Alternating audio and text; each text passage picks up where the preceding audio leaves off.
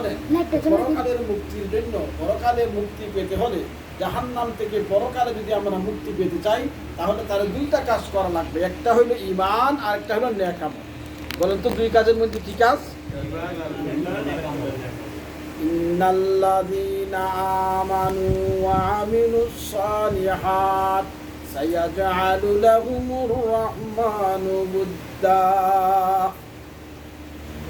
আমরা এই সূরা মরিয়মের ৯৬ নম্বর আয়াত সম্পর্কে প্রায় ৩ মাস আলোচনা শুনতেছিলাম।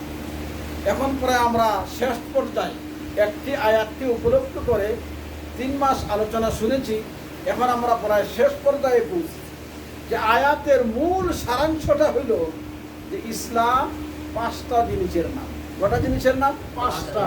এই ৫টা জিনিস যে ব্যক্তি মানবে তারে বলা হবে মুসলমান। ৫টা জিনিস তাকে মানলেই মুসলমান বলা হবে। যদি কেউ ৪টা মানে দুর্বল হয়ে গেল, ৩টা মানলে আরো দুর্বল হইল, আর শুধু একটা মানলে পুরাই দুর্বল হয়ে গেল।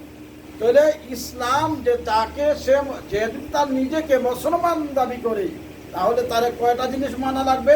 ৫টা। প্রথম জিনিসের নাম হইল আকাইদ। প্রথম জিনিসের নাম হইল কি? আকাইদের অর্থ ব্যাখ্যা বিশ্লেষণ আমরা অচিরে করেছি। যে আমার ঈমান ঠিক হওয়া লাগবে, যে আমার ছেলে সন্তান শাহাদাত সাপ দেয় না, কে দেয়? আমার ছেলে সন্তান দেওয়ার মালিক গনিশানা, আমার ছেলে সন্তান দেওয়ার মালিককে আল্লাহ। আমার জীবনের ভালো মন্দ বিপদ আসলে বিপদ থেকে বাঁচানোওয়ালা, তুফান যখন খুব দ্রুত বেগে আসে, খুব স্পিডে আসে, সেই তুফান থেকে বাঁচানোওয়ালা বরফিন না, বরঞ্চ কে? আল্লাহ। কিন্তু তুফান আসলে আমাদের গ্রাম দেশের মানুষ বলে বরফিরের দোয়াই, বরফিরের দোয়াই, বরফিরের দোয়াই। আপনারা কেউ শুনছেন কিনা জানি না, কিন্তু আমার কানেও শুনেছি মানুষে বলে তুফান দিলে বরফিরের দোয়াই, অর্থাৎ তুফান থেকে বরফির সাপ তুই কি কর? বাঁচা। কিন্তু আমার আকীদা ঠিক করে নিতে হবে প্রথমেই, যে আমার ঘর আর দুয়ার, বাড়ি ঘর সব কিছু তুফান থেকে বাঁচানোওয়ালাকে আল্লাহ। প্রথম হইল আকীদা। ২ নম্বর হইল তার নেক আমল। শুধুমাত্র আকীদা ঠিক করলাম, নেক আমল করলাম না, তাহলে পরকালে নাজাত পাওয়া যাবে না। কয় যে হুজুর আমার অন্তর ঠিক আছে, নামাজ পড়নি, অন্তর ঠিক আছে, রোজা রাখুনি, অন্তর ঠিক আছে। হুজুর আপনারা নামাজ রোজা পড়লে কি বা আপনাদের কি নাই? অন্তর ঠিক নাই, আমাদের ভিতর ঠিক আছে, নামাজ রোজা না পড়লেও কি নাই, সমস্যা নাই। তাহলে ইসলাম তো শুধু একটা জিনিসের নাম না, ৫টা জিনিসের নাম। প্রথম হইল অন্তর ঠিক করা, দ্বিতীয় হইল নেক আমল করা। তো ২ নম্বরটা হে মানতেছে না।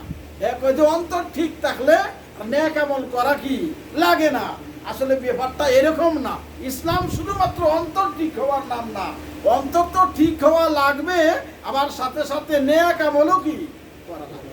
কিন্তু অনেক মানুষে বলে এর আমল খাসলত ভালো না হইলে কি বল, ভিতরটা কিন্তু খুব সাদা, জুয়া মাররা নাজিফ, এর ভিতরটা খুব পরিষ্কার না। শুধুমাত্র ভিতর পরিষ্কার হইলে চলবে না, ভিতর তো পরিষ্কার হওয়া লাগবেই। দ্বিতীয় নম্বর হইল নেক আমল করা লাগবে। কি লাগবে?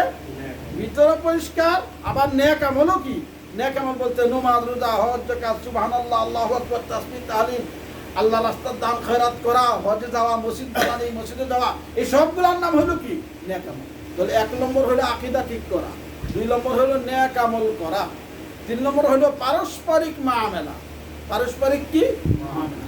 ওই যে আমাদের বিবাহ বন্ধন হওয়া, এই বিবাহ বন্ধনটা নিজের খুশি মতো হইলে হইব না, ইসলামের নিয়ম মোতাবিক বিবাহ বন্ধনে আবদ্ধ হওয়া লাগবে। তালাক দেওয়া, তালাক নিজের খুশি মতো তালাক দিলে হইব না, ইসলামে যেইভাবে বলছে আমাকে সেইভাবে কি করতে হবে? তালাক দিতে হবে। তাহলে শুধুমাত্র ভিতর যদি সাদা হয়ে যায় তাহলেও চলে না, আবার নেক আমল করলেও চলে না।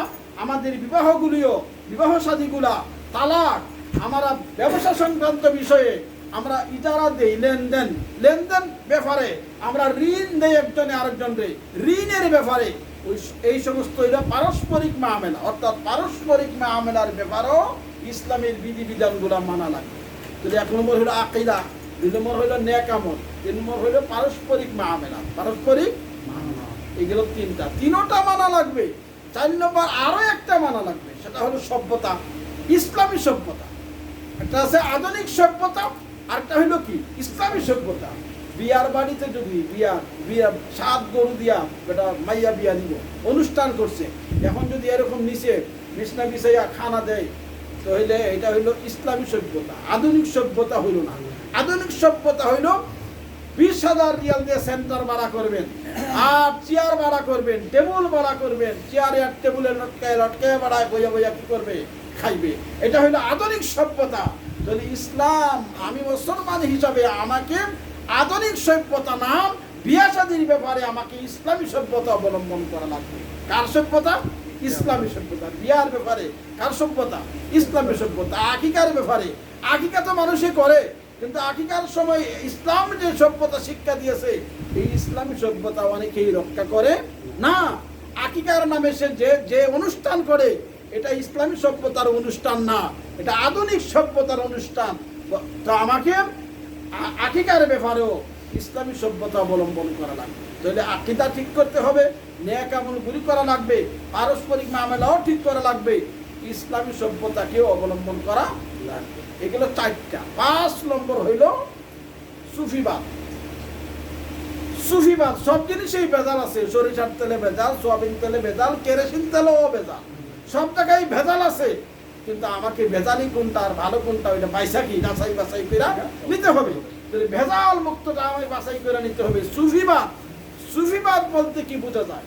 সুফিবাদের অর্থ হইল, ফিরাকির অর্থ হইল, পীর মুরিদের অর্থ হইল, মারিফত বিদ্যার অর্থ হইল মানুষের শরীরের মধ্যে যে অন্তর আছে, অন্তরের মধ্যে কিছু রোগ আছে।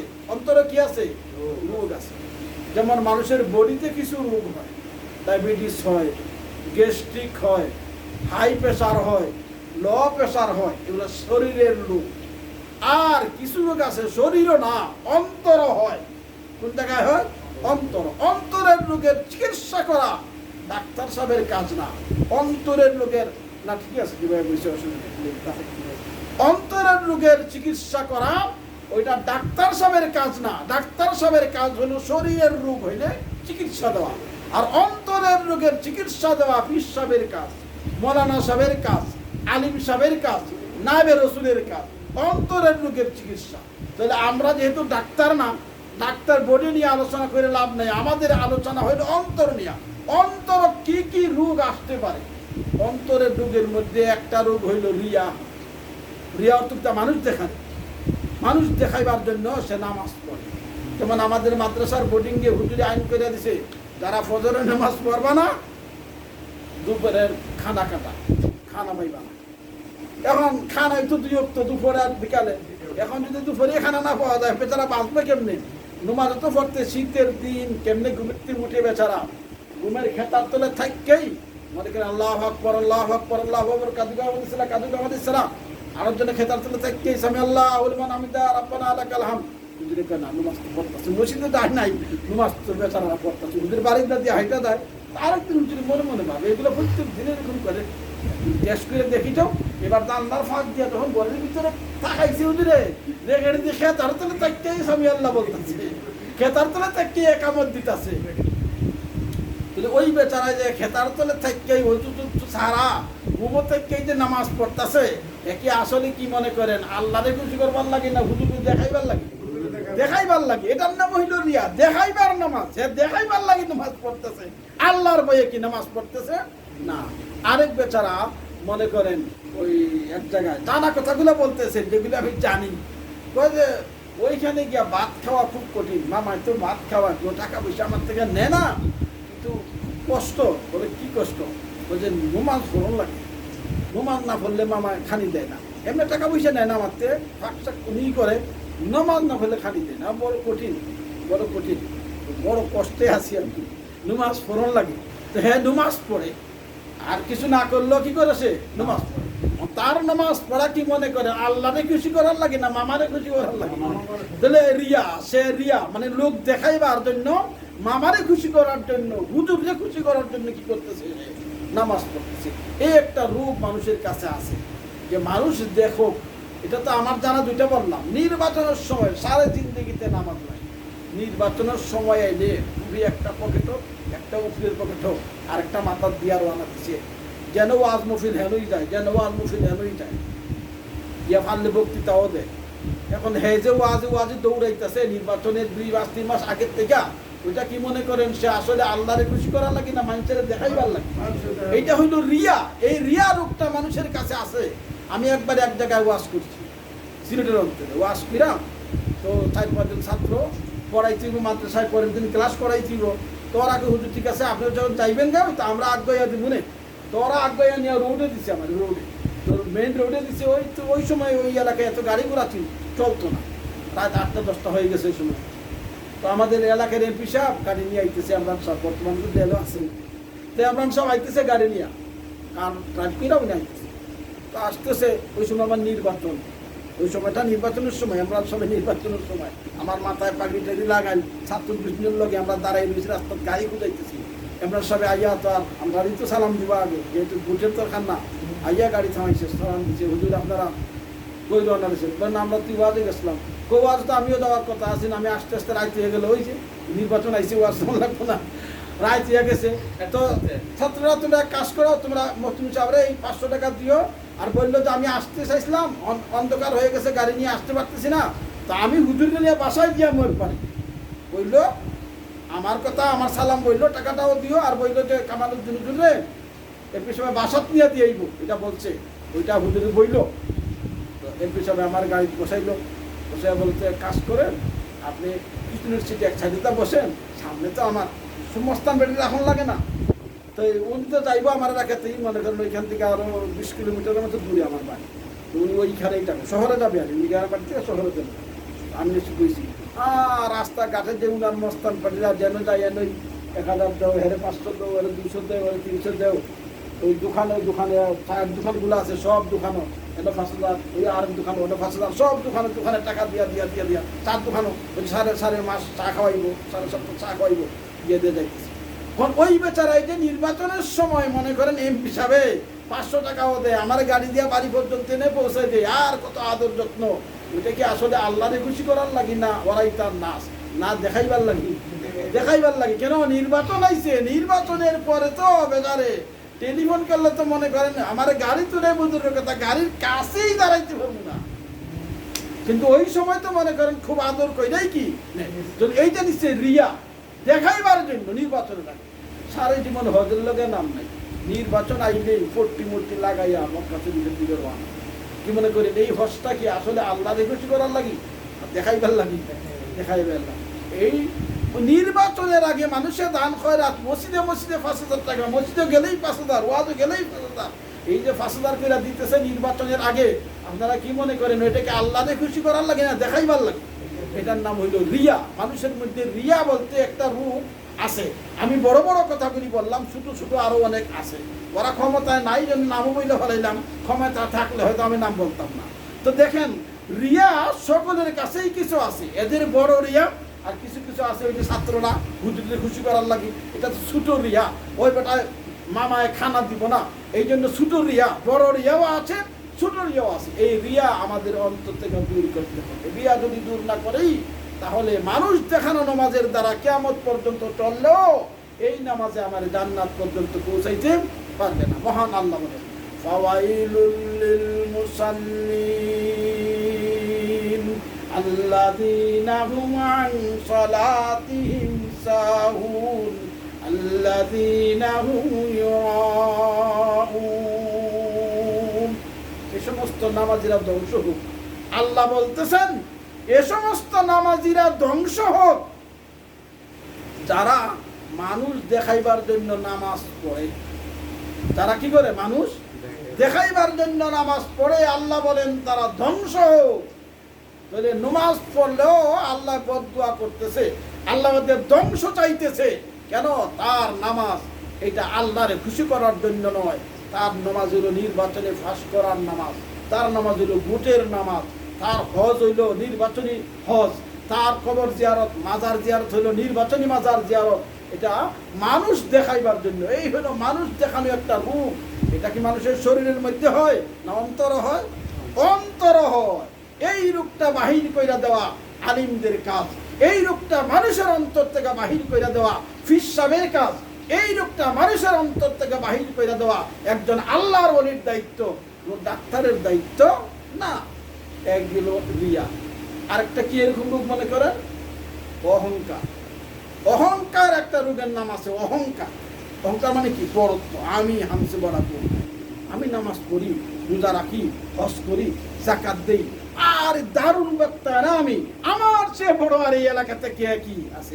এক দৌড়ে সামনের কথা, আমি বানাইছি মসজিদ, আমি মতল্লি, আমি ইমামের বেতন দেই, এক দৌড়েই কি সামনের কাতর ইমামের পিছনে, রাস্তা না দিলে হেরা ধাক্কা দেয়, হারতে আইসব করতে তুই, আমার মসজিদ, আমার সব কিছু। যদি মানুষের মধ্যে একটা অহংকার, অহংকার বলতে একটা গুণ মানুষের কাছে আছে, অহংকার। আমি এলাকার এমপি, কি আবার কথা বলে, আমি এলাকার চেয়ারম্যান সব, গম কারে দিমু আর কারে দিমু না, তেল আমি কারে দিমু না, আমার খাটের নিচে রাখমু, আমি সোয়াবিন তেল দিমু মানুষের বাড়িটা আমার খাটের নিচে রাখমু, আমার ব্যাপার, আমার উপর দিয়ে এলাকাতে আবার কে কে কথা বলে। এটা হইল অহংকার। এটার নাম হইল কি? অহংকার। অহংকার বলতে একটা রোগ আছে, ওইটা মানুষের শরীরের মধ্যে না, কোন জায়গায় জায়গা নেই? অন্তরে জায়গা নেই। ওই অহংকারটা মানুষের যে রোগ আছে, যেটা অন্তরে জায়গা নেই, এই রোগটা বাহির করে দেওয়া আলিমদের কাজ, পীর সাহেবের কাজ। অহংকারটা বাহির হওয়ার জন্যই মানুষ পীর সাহেবের কাছে যা মুরিদ হয়, মানুষের তাফসীর মাহফিলে যায়, আলিমদের কাছে যায়। কেন যায়? অহংকারটা। আচ্ছা, ডাক্তারের কাছে কেউ যদি না যায়, তার রোগ ভালো হইব? রোগ হইলে ডাক্তারের কাছে যায়, না গেলে তো রোগ ভালো হবে না। ডাক্তারের কাছে জীবনে সে যায় না, রোগ ভালো হবে কিভাবে? তাহলে আধ্যাত্মিক ডাক্তার হইল আলিমেরা, আলিমদের কাছে যায় না, তার অহংকার অন্তর থেকে যাইবে কিভাবে? তার অহংকার ডাক্তারের কাছে না গেলে শরীরের রোগ কমে না, আলিমদের কাছে না গেলে তার অহংকার জাতীয় যে রোগ, যেটা অন্তরে সৃষ্টি হয়েছে, ওই রোগটাও কমবে। লা ইয়াদখুলুল জান্নাতা মান কানা ফি কলবিহি মিসকালু যাররাতিন মিন কিবর। নবীজি বলেন, এই সমস্ত লোকেরা জান্নাতে প্রবেশ করবে না যাদের অন্তরের মধ্যে সরিষার দানা পরিমাণ অহংকার থাকবে। কি পরিমাণ? সরিষার দানা পরিমাণ অহংকার যদি থাকে, সেও জান্নাতে প্রবেশ করতে পারবে না। কিন্তু আজকে তার ভিতরে অহংকারে ভর্তি। আমার মতো বড় আলিম আর কে হয়? আমার মতো বড় ইবাদতকারী আর কে হয়? আমার মতো বড় আর কে হয়? আমি এই এলাকাতে বড়, আমি ইমাম সাহেব, আমি মুয়াজ্জিন সাহেব। এই যে আমি শব্দ, আল্লাহ ওই শব্দটা ভালো জানেন না। আমি বলা ওইটা শয়তানের কাজ, আনা বলা শয়তানের কাজ। অহংকার এটা ভালো কাজ না। কিন্তু অহংকার যে একটা খারাপ জিনিস, এই যে একটা রোগের নাম, এটা কিন্তু বডির রোগ না। কিসের রোগ? অন্তরের রোগ। আর এই রোগ দূর করে দেওয়া কার দায়িত্ব? আলিমদের দায়িত্ব। কার দায়িত্ব? আলিমদের দায়িত্ব। এখন আলিমের কাছে যদি পাবলিক যায় না, তাহলে এই রোগ দূর হবে? ডাক্তারের কাছে না গেলে তো হের শরীরের রোগ দূর হয় না। আলিমদের কাছে না গেলে অন্তরের রোগ কি হবে না? দূর হবে। বলে 1 নম্বর গেল রিয়া, মানুষের অন্তরের রোগ। 2 নম্বর হইল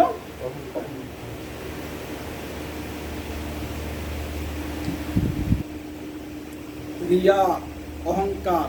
আরো একটা রোগ আছে মানুষের মাঝে, ক্রোধ।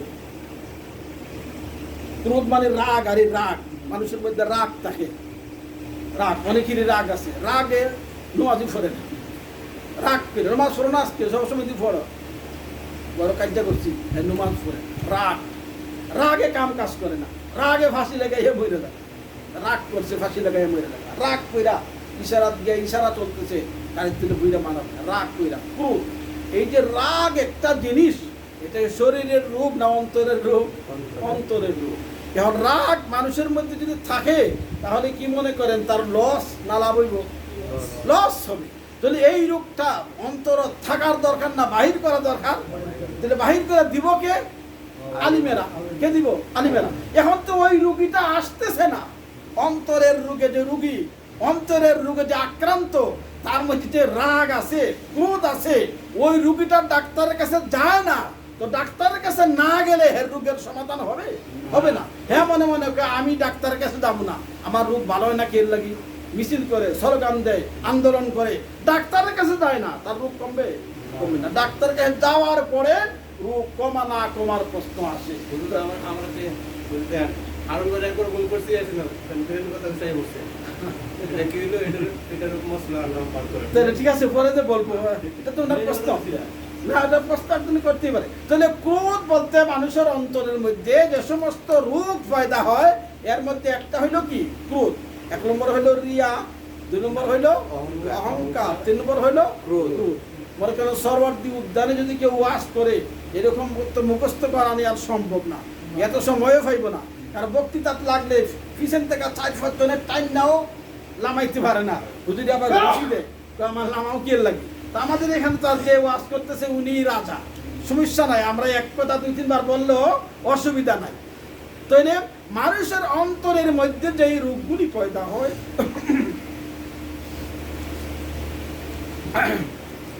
প্রথম রোগটার নাম হইল রিয়া দ্বিতীয়টার নাম হইল অহংকার তৃতীয়টার নাম হইল ক্রোধ রাগ করা এই রাগের দ্বারা মানুষের কি মনে করেন লাভ হয় না ক্ষতি হয় রাগের দ্বারা ক্ষতি হয় রাগ করছে এটা ভালোবাসা করছিল এখন ধরা দিছে না প্রেমিকা হ্যাঁ রাগ করে ফাঁসি দিয়া মরছে লাভ হয়েছে না ক্ষতি হয়েছে ফাঁসি দিয়া মরছে তো ওই বেচারা কি আইসে গেছে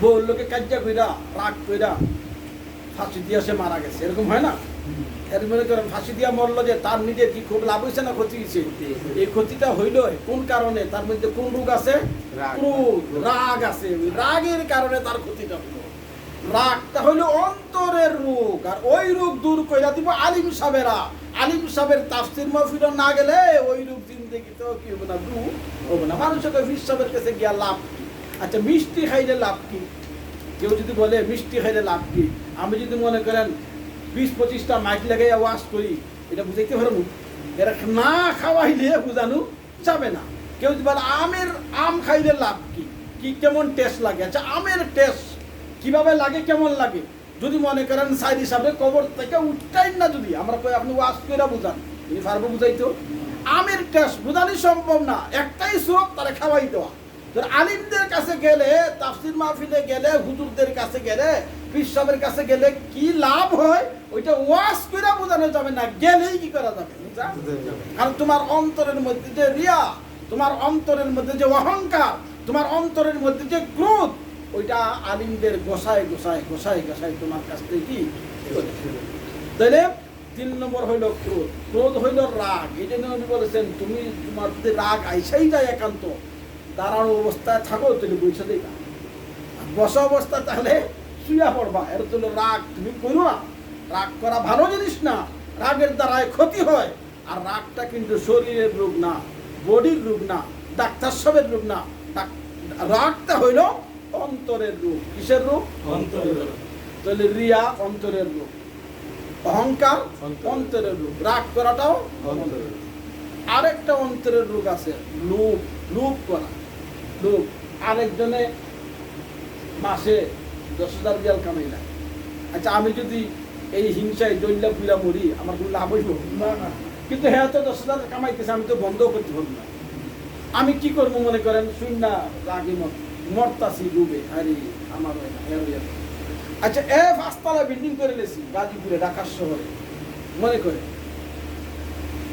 আমি 20 বছর ধরে 15 বছর হয়েছে না টাকা করে নিয়েছে 5 তলা যে আমার লোভ করতেছি আমার কোনো লাভ হইব আমি যে জল্লা ঘুরে মরতাছি আমার কোনো কাজ হবে এর দ্বারা এই লোভ মানুষের মধ্যে যে রোগ আছে রোগের মধ্যে একটা রোগের নাম হইল লোভ এই লোভের দ্বারা কোনো লাভ হয় না বরঞ্চ কি হয় ক্ষতি হয় কারণ বডির মধ্যে যে সমস্ত রোগ হয় এই রোগের দ্বারা কোনো লাভ হয় না যে কোনো রোগ গ্যাস্ট্রিক হইল ক্ষতি ক্যান্সার হইল ক্ষতি ডায়াবেটিস হইল ক্ষতি জ্বর হইল ক্ষতি কোনো রোগ এরকম নাই যে রোগের কারণে আমার লাভ হইল তাহলে অন্তরের মধ্যে যে এই রোগগুলি পয়দা হয় এমন কোন রোগ অন্তর নাই যে এই রোগটা আমার কোনো লাভ হইল যেমন লোভ করা আরেকজনে পয়সা কামাই দিতেছে আমার যে লোভ হয়েছে বেটা পয়সার প্রতি এর দ্বারাই যে লোভ হয়ে আমার কষ্ট হইতেছে আমার কোনো লাভ হবে কোনো লাভ হবে না হেয়ার কামাই আমি বন্ধ করতে পারবো না আর এই হেয়ার কামাইও কমাইতে পারবো না আমার কামাই বাড়াইতেও আমি কি পারবো এই জন্য মানুষের প্রতি লোভ হওয়া বেচারা মেম্বার হইয়া গেল শুনি আমার লোকের চলো এই মেম্বার হইয়া গেল আমার একটা কুত্তা হয়েছে গায়ে এই লোক করলে কোনো কাজ হবে? আমার লোকে চলাফেরা করে আজকে সে চেয়ারম্যান হয়ে গেল, আমার বাড়িতে একটা কুকুরও বলে কেউ আসে না। আমার লোকে চলাফেরা করে আজকে এমপি হয়ে গেছে, বাবা দেখছো নি, আমার লোকে চলাফেরা করে হে মন্ত্রী হয়ে গেল। ওই যে একটা রূপ, আমার এই রূপটা হইলো অন্তরের রূপ। আর এই রূপ যেটা, ওইটার দ্বারা আমার ক্ষতি হবে, লাভ হবে না। তো এই যেই রূপের দ্বারা আমার ক্ষতি হয়, লাভ হয় না, এই রূপ থাকলে বালা না খেদাইলে বালা? খেদাইতে হইলে যাইতে হবে ডাক্তার সাহেবের কাছে না আলিম সাহেবের কাছে? যেহেতু এটা বডির রোগ না, বডির রোগ হইলে বাতা যাও, ডাক্তারের কাছে দাও। আর অন্তরের রোগ হইলে কার কাছে দাও? আলিম সাহেবের কাছে দাও। রোগ যেটা, এটা হইলো অন্তরের রোগ। ওইটারে খেদাইতে হইলে, অন্তর থেকে দূর করতে হইলে আলিম সাহেবের কাছে যাওয়া লাগবে, পীর সাহেবের কাছে যাওয়া লাগবে, মৌলানা সাহেবের কাছে যাওয়া লাগবে। তার কাছে গেলে পরে আস্তে আস্তে আস্তে আস্তে আমার এখান থেকে ওই রোগটা কি চলে। আরো কিছু আছে, এই কথা বললাম 4টা। 5 নম্বর হলো দুনিয়ার প্রতি আসক্তি। দুনিয়ার প্রতি আসক্তি, আমার আমার আমার সব খালি আমার আমার আমার। তার তো ঠিকই আছে, অনেকে আছে জমিদার, অনেক আছে তার জমিদার, বেচারা জমিদার, 1000 একর জমি আছে, কিন্তু লাল রঙের লুঙ্গি পরে, স্যান্ডেল পরে, তা মাথা স্যান্ডেল না, নর্মাল স্যান্ডেল পরে, সিরাসিন, কিন্তু অনেক আছে তার। এ দুনিয়ার প্রতি আসক্তি। গাড়ি মানুষের হুজুরে আপনি এত ওয়াশ করেন, এত হাদিয়া পান, একটা তাবিজ দিলে আপনি 500 টাকা পাইলাম, গাড়ি কিনেন না, হুজুরে গাড়ি কিনে না, কারণ উনি দুনিয়ার প্রতি এত আসক্তি না, এত লুবি না, এত আসক্তি না। আমার গাড়ি হোক, আমার বাড়ি হোক। একটা পোলা বেচারা মহিলা গেছে, এখন এমন চিল্লা চিল্লি শুরু করছে, আল্লাহ আর কেউ দেখলো না, আমার পোলাটাই দেখলো, আমার জুয়ান ফুলাটা আল্লাহ নিয়ে গেল, আর বুড়া বুড়া ফুলা আছে সেগুলো নিল না।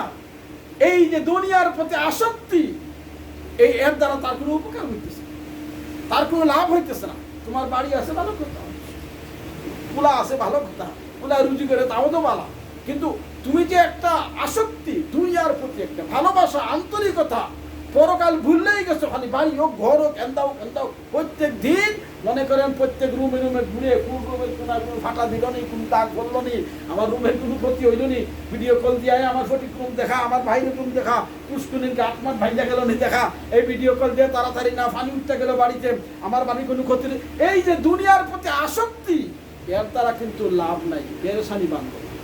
কারণ রোগের দ্বারা, শারীরিক রোগ হইলে এই রোগের দ্বারা যেমন কোনো লাভ হইতে পারে না, ক্ষতি ছাড়া অন্তরের মধ্যে যে রোগ, এর মধ্যে একটা হইলো দুনিয়ার প্রতি আসক্তি, দুনিয়া আসক্ত হয়ে যাওয়া, ওইটার দ্বারা তার লাভ হয় না, বরঞ্চ ক্ষতি হয়।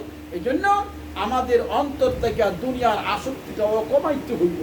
এর অর্থ চাকরি বাদ দেওয়া না, চাকরি করো, টাকা কামানি বাদ দেওয়া না, টাকা কামাও, চাকরিও করো, বিয়া শাদী করো, বাড়িঘর হোক, বিল্ডিং হোক, কিন্তু এর প্রতি আসক্তি হওয়া যাবে না। আমি এইটা একবারে ধুইনাই নেব, সব কিছু এমনি হোক, এরকম না। দুনিয়ার প্রতি আসক্তি হওয়া যাবে না। এই যে দুনিয়ার প্রতি আসক্তি, এটাও একটা রোগ। এই রোগও আমাদের কাছ থেকে কি করতে হবে? দূর করতে হবে। তাহলে আমাদের অন্তরের মধ্যে 5টা রোগ আছে, ওই রোগগুলি দূর করতে হবে। 1 নম্বর রোগ হইল রিয়া, 2 নম্বর রোগ হইল অহংকার, 3 নম্বর রোগ হইল ক্রোধ, 4 নম্বর রোগ হইল লোভ, 5 নম্বর রোগ হইল আসক্তি, দুনিয়ার প্রতি আসক্তি। এই 5টা রোগ আমাদের অন্তরের মধ্যে আছে। কোন জায়গায় আছে? এই 5টা রোগকে আমাদের অন্তর থেকে বাহির করে ফেলাইতে হবে, কারণ এগুলার দ্বারা আমাদের লাভ হইতেছে না, শুধু ক্ষতি আর ক্ষতি হইতেছে। এগুলা অন্তর থেকে বাহির করতে হইলেই তাফসীর মাহফিলে যাইতে হবে, এগুলা অন্তর থেকে বাহির করতে হইলে আলিমদের কাছে যাইতে হবে, এগুলা অন্তর থেকে বাহির হইতে হইলে কোরআনের কাছে যাইতে হবে। আপনি এক বেচারায় দেরি হয়ে যাচ্ছে, আমি শেষ করবো শুনতে। এক বেচারায় মনে করেন বিড়ি খায়, উক্কা খায়, তামুক খায়, দুনিয়ার আগরুম বাগরুম যা আছে সব খায়, গাঁজাও খায়। এখন তার অন্তর একবারে কালো হইয়া গেছে, জং ফইরা গেছে। ডাক্তারের কাছে গেছে ওষুধের জন্য, ডাক্তার সবে কই, তুই যে জমের বিড়ি খাস, তোর এই যে উক্কা তামুক খাওয়া আমার হোমিও ওষুধ, এটার পাওয়ার এত বেশি না। এই তোর এই এত জমের উক্কা টুক্কা খাইছ, আমার হোমিও ওষুধের তোরে কাজ করবো না। তুই কোনো এলোপ্যাথিকে যাইতে পারস, আমার ওষুধে কাজ করবো না, কারণ তোর ওই যে উক্কা টুক্কা খাস, বিড়ি খাস, এই কম দূর ওষুধ। তো স্যার আমি এত দামি ওষুধ দামু, এত দূরে ডাক্তার, এত বীজ এটা নাই, আপনি দেন তো একটু ধ্যান দেয়। হোমিও ডাক্তার বলো ঠিক আছে তৈলে ধরে আমি আগে একটা ডোজ দিই, এই ডোজটা তুই গ্রহণ করি। এটা তো রোগের না, ওইটা হলো তোর যে বিড়ির অ্যাকশন, সিগারেটের অ্যাকশন, ওগুলা যখন যাইব না তখন আমি ওষুধ দিলে ওষুধের কাছে লাগে। আগে একটা 2-3টা বম মারি, তো 2-3টা পুরি দিয়া গেছে, এটা বম মারলাম, ওগুলো তুই খাইয়া 2 দিন পরে আস, তোর ওষুধ দিলে হয়তো কাছে। তাহলে ওই যে রোগগুলা অন্তরে আছে, আমাদের অন্তরে যে রোগ আছে, ওই যে বেটা বিড়ি খাওয়ার রোগ, আমাদের অন্তরে রিয়া অহংকার ক্রোধের রোগ, ও রোগ যা আছে, ওই রোগ নিয়ে যদি আমরা মনে করেন সামনে আগাই আর বলি যে আমরা ইখলাস করব, ভিতরে সবর শুকুর এগুলির ভিতরে সৃষ্টি করব, নামাজ রোজা সৃষ্টি করব, আল্লাহ ভক্তি সৃষ্টি করব, আল্লাহর মহব্বত সৃষ্টি করব, হইব না। কারণ ওই যে রূপ ভিতরে হইব না, আগে ওগুলো সরাইতে হবে অন্তর থেকে, এরপরে আসবে ইখলাস, এরপরে অন্তরে ঢুকাইতে হবে সবর, এরপরে শুকুর, এরপরে আল্লাহর মহব্বত, এরপরে ক্ষুধাবীতি। এইভাবে আমরা ক্ষুধাবীতি ঢুকাইতে হইলে আগে ওইগুলা দূর করতে হইবে। ওই যে বেটার আগে বম মারছে, আগে অ্যাকশন দূর করছে, এরপরে ওষুধ দিছে। এইভাবে আগে আমরা অন্তরের মধ্যে ওইগুলা বার করতে হইব। বার করার পরে আমাদের অন্তরের মধ্যে ঢুকাইতে হইব 8টা জিনিস। কয়টা জিনিস ঢুকাইতে হইব? 8টা জিনিস অন্তরে ঢুকাইতে হবে, শরীরও না, এটা তো শরীরের রোগ না, অন্তরে ঢুকাইতে হইবে 8টা জিনিস। প্রথম জিনিসের নাম হইল ইখলাস। প্রথম জিনিসের নাম কি? ইখলাস। ইখলাস মানে কি? শুধু আল্লাহর জন্য। ইখলাস মানে কি? শুধু আমি আমার স্ত্রীকে মাসে মাসে টাকা পাঠাই, কারে খুশি করার না, কারণ স্ত্রীকে টাকা পয়সা দেওয়া, খানি খোরাক দেওয়া, এই দায়িত্বটা আমার দিয়েছে আমারে কে? কারণ বিয়ার সময় লেখে না অন্য বছর বাসস্থান দিতে বাধ্য থাকিব। তো স্ত্রীকে টাকা পয়সা দেওয়া আল্লাহর হুকুম, আমি দিতেছি, ওইখানে আমার ইখলাস থাকতে হবে যে আমি যে বাড়িতে মাসে মাসে টাকা পাঠাই আল্লাহর জন্য পাঠাই। কার জন্য পাঠাই? আল্লাহকে খুশি করার জন্য পাঠাই। কারণ আমার দায়িত্ব দিছে আমার উপরে আল্লাহ, তোমার স্ত্রীর খানি করার দিতে হবে, তোমার ছেলে সন্তানের একটা ব্যবস্থা করতে হবে, আরে কেউ থাকলে ওইটারও ব্যবস্থা করা লাগবে। আল্লাহর দেওয়া দায়িত্ব পালন করতেছি আমি, এই ইখলাস আমার ভিতরে সৃষ্টি করতে হবে। ইন্না সালাতি ওয়া নুসুকি ওয়া মাহইয়ায়া ওয়া মামাতি লিল্লাহি রাব্বিল আলামিন। যে সমস্ত জিনিস, যে সমস্ত গুণগুলি আমাদের অন্তরে সৃষ্টি করতে হবে, তার মধ্যে প্রথম নম্বর হইল ইখলাস। প্রথম নম্বর কি? ওইটা আজকে শেষ হবে না, আগামী সপ্তাহে বলবো। ইখলাস, সবর, শুকুর, মহব্বত, ক্ষুধাবীতি, ক্ষুধার সন্তুষ্টি, এই যে 8টা গুণ, এই গুণগুলি আমরা বিনয়, এইগুলা আমরা অন্তরের মধ্যে সৃষ্টি করতে হবে। আজকে 5টা বললাম, আগামী সপ্তাহে বাকি 8টা আমরা বলবো, যে 8টা অন্তরের মধ্যে সৃষ্টি করতে হবে। আর আজকে বললাম যে এই 5টা অন্তর থেকে বাহির করতে হবে। তাহলে আমাদের আলোচনা হলো বডি নিয়ে না অন্তর নিয়ে? কারণ অন্তরের আলোচনা করা, অন্তর নিয়ে আলোচনা করা, অন্তরকে ঠিক করা, অন্তরের শাস্তা করা আলিমদের কাজ, আর বডিকে শাস্তা করা কার কাজ? ডাক্তারের কাজ। ডাক্তার সবাই বডির ওয়াশ করবে, ডাক্তার সাহেবের দায়িত্ব না সরওয়ার্দী উদ্যানে গিয়া ইসলামের উপরে বক্তব্য দিবে। ডাক্তার সাহেবের দায়িত্ব হইল বডি নিয়ে বক্তব্য দিবে, বডি কিভাবে ঠিক থাকবে, কি কি রোগ থেকে ওগুলো বাঁচাইয়া রাখতে হবে, কি বেগুন খাইও না খাদ্য হইলে, টমেটো খাইও বেশি করে, ডায়াবেটিস হইলে আবার আলু খাইও না, এগুলা ডাক্তার সাহেবের দায়িত্ব। ওগুলা বইলা দেওয়া যে বেগুন খাইও না, তোমরা ইলিশ মাছ খাইও না, এরপরে পুঁটি মাছ খাইও না, না তোমরা খাদ্য নিবে মারইব, এটা ডাক্তারের কাজ, যেহেতু উনি বডির ডাক্তার। আর আলিম সাহেবের কাজ হইল সরওয়ার্দী উদ্যানে যাইয়া উনি বইলা দিবে যে আমরা হইলাম আলিম সাহেব, অন্তরের কাজ খবরদার দেখো তোমরা ইখলাস সৃষ্টি করো, সবর সৃষ্টি করো, অন্তরে আল্লাহর মহব্বত সৃষ্টি করো, আল্লাহর ভালোবাসা সৃষ্টি করো, এটা হইল আলিমদের কাজ। ইন্না সালাতি ওয়া নুসুকি ওয়া মাহইয়ায়া ওয়া মামাতি লিল্লাহি রাব্বিল আলামিন। আলা ইন্না ফিল জাসাদি মুদগাম ইযা সালুহাত সালুহাল জাসাদু কুল্লু ওয়া ইযা ফাসাদাত ফাসাদাল জাসাদু কুল্লু আলা ওয়া হিয়াল কলব। নবীজি বলেন তোমাদের এই ভিতরে তোমাদের শরীরের ভিতরে একটা টুকরা আছে, মাংসের টুকরা, গোশতের টুকরা, ওই টুকরাটা ভালো হইয়া গেলে সব ভালো হইয়া যায়, আর ওই টুকরাটার নাম হইল অন্তর। এই টুকরাটার নাম হইল কি? অন্তর। সুতরাং আমরা আজকে আলোচনা করলাম 5টা, আগামী সপ্তাহে আমরা 8টা নিয়ে আলোচনা করব, যেগুলি আমরা মুসলমানের মধ্যে থাকার প্রয়োজন। যে কথাটা আল্লাহ বলেছেন সূরা মরিয়মের 96 নম্বর আয়াতে, ইন্নাল্লাযীনা আমানু ওয়া আমিলুস সালিহাত সায়াজআলু লাহুমুর রাহমানু উদ্দা। যে তোমরা পরকালে নাজাত পেতে হলে তোমাদেরকে 2টা কাজ করা লাগবে, একটা হইল ঈমান, আরেকটা হইল নেক আমল।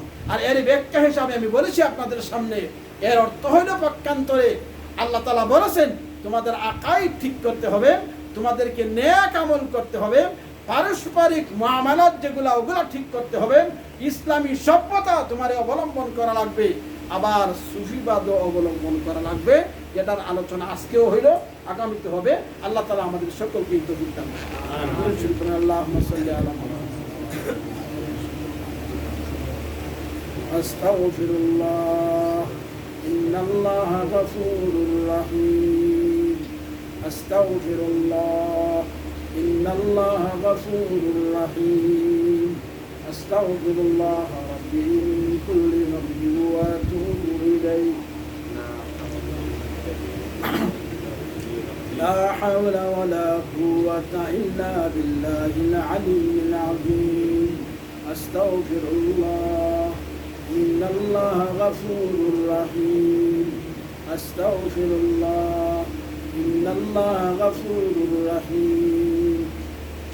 قل يا عبادي الذين أسرفوا على أنفسهم. الله বলেন যে তোমরা যত গুনাহই করো না কেন, আমি আল্লাহর কাছে তওবা করো, ইস্তিগফার করো, মাফি চাও।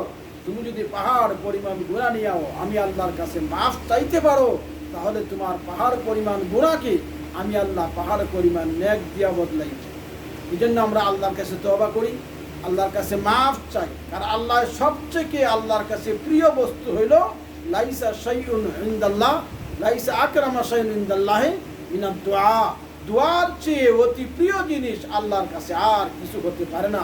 আর দোয়া ও মুখুল ইবাদা, সমস্ত ইবাদতের সারাংশ হইল দোয়া। দোয়ার জন্য আল্লাহ তাআলা মানুষ বানাইছেন, সেজন্য আমরা আল্লাহর কাছে দোয়া করি আর প্রার্থনা করি যে আল্লাহ তাআলা যেন আমাদেরকে ঈমানের উপরে, ইসলামের উপরে আমাদের মৃত্যুর আগ পর্যন্ত চলার তৌফিক দান করেন। আল্লাহুম্মা আনতা রাব্বি লা ইলাহা ইল্লা আনতা খালাকতানি ওয়া আনা